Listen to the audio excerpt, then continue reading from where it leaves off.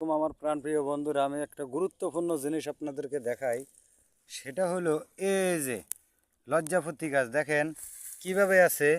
মানুষের একটু ছোঁয়া ফেলে তারা বন্ধ হয়ে যায়। এই যে বন্ধ হয়ে গেল, দেখলেন? এই যে এগুলা, এই যে বন্ধ হয়ে গেল।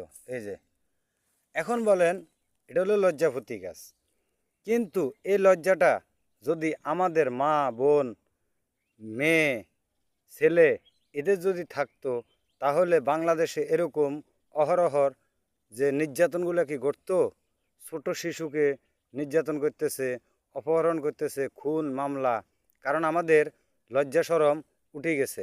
আমরা এই গাছগুলোর থেকে শিক্ষা নেওয়ার দরকার, যে মানুষের ছোঁয়া ফেলে তারা কিভাবে লজ্জায় বন্ধ হয়ে যায়। কিন্তু আমাদের কিছু মা বোন আছে, তারা ফেসবুকে এমন এমন কাজ করে, তাদের কোনো লজ্জা শরম নাই।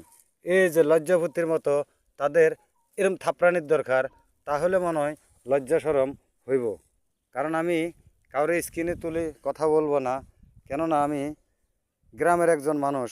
এ কারণে এই কথাগুলো দিয়ে আমি আপনাদেরকে বুঝাই দিতেছি যে আপনাদেরও এই গাছগুলোর মতো লজ্জা হওয়ার দরকার।